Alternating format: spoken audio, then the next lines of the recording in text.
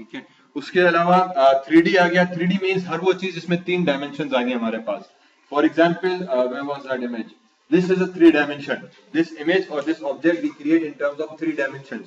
Why? Because when we create it, we have its width, we have its height and we have its depth, ठीक है। and we can create this in 3D। लेकिन ये image मेरे पास अभी किस form में है, 3D form में या 2D फॉर्म में? 2D फॉर्म में। क्यों 2D फॉर्म में है? बिकॉज अभी इसकी डेप्थ सिर्फ तस्वीर के नुमा है। मैं अगर डेप्थ होती तो इसको मैं चेंज कर सकता, इसको मैं अल्टर कर सकता। I would be able to rotate this car and see the other side of the car।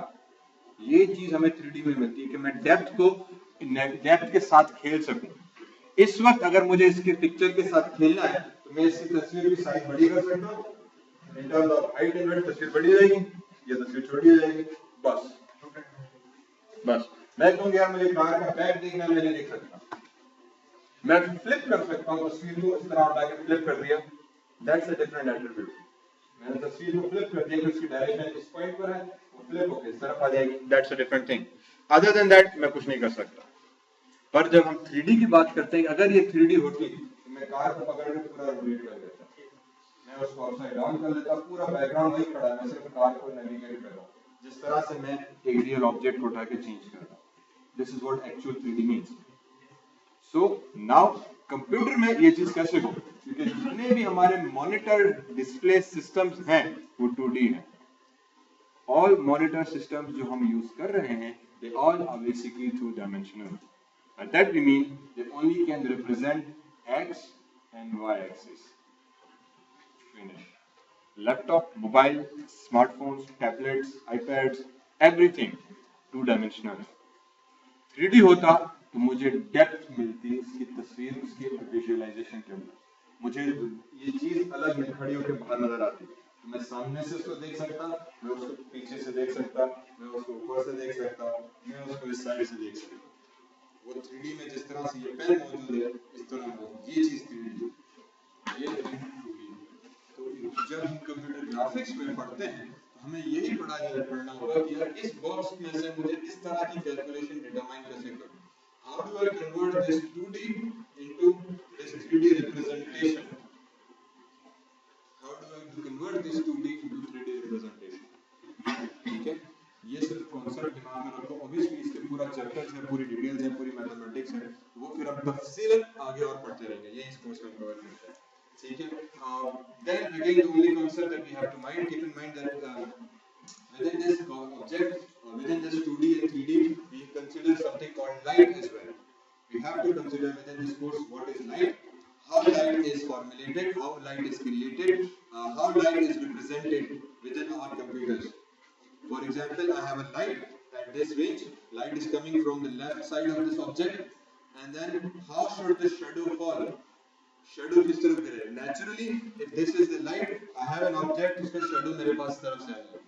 ठीक है, कंसिडर इस प्रोजेक्टर से लाइट आ रही है, मार्कर पे गिर रही है, तो हमें पता है कि बाय डिफॉल्ट उसका शैडो लाइट के ऑपोजिट डायरेक्शन में जाता है। ठीक है, शैडो हमेशा लाइट के ऑपोजिट डायरेक्शन में जाता है। How should I do that in computer? How should I calculate the shadow of an object in a computer? ठीक है, अगर ये कार है, इसका शैडो नीचे कैसे कैलकुलेट होगा?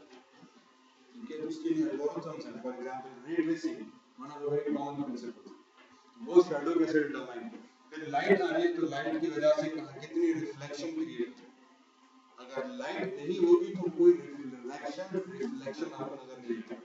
ये फिजिक्स के अंदर हमने पढ़ा था। For example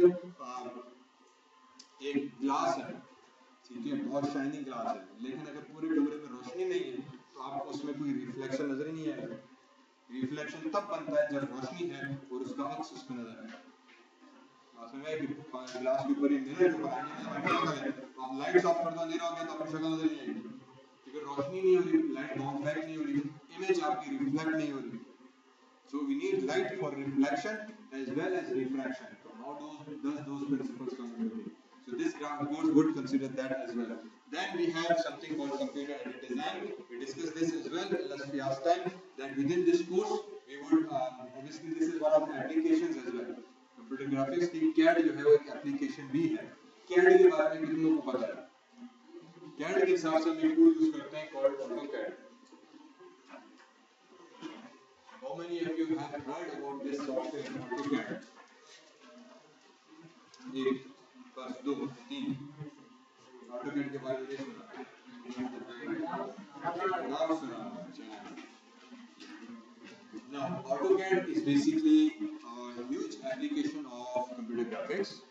It is basically a very, very powerful automated designing tool that allows us to design and engineer various engineering, mechanical, civil objects. मतलब कहने का ये एक ऐसा सॉफ्टवेयर है जिसके तहत मुझे कोई भी चीज इंजीनियरिंग प्रिंसिपल्स के तहत डिजाइन करने में मदद मिलती है। तो वो कोई भी चीज एक स्क्रू हो गया, तो अगर मुझे एक स्क्रू बनाना है तो मैं क्या करूँगा? तो सबसे पहली चीज जो साइंटिफिक तरीका है कि आपने स्क्रूज कहाँ इस्तेमाल करना है। फॉर एग्जाम्पल कासिमबाग के हम रोड पे जाते हैं तो वहाँ बहुत बड़े बिजली के खंभे लगे हैं, जो मेन यहाँ से जाते तो बहुत बड़े बिजली के बहुत बड़े बड़े पोल लगे हैं, ह्यूज टावर। नीचे उसके आप देखोगे तो उसके अंदर बहुत मोटे मोटे स्क्रूज लगे हैं। अब हमें कैसे पता चले कि इसमें मुझे मोटा स्क्रू डालना है, छोटा डालना है, उस स्क्रू का गेज कितना हो, गेज कितना हो, उस स्क्रू की कॉम्प्लेक्सिटी, डायमीटर के अंदर मेटल की कितनी कॉम्प्लेक्सिटी होनी चाहिए वगैरह।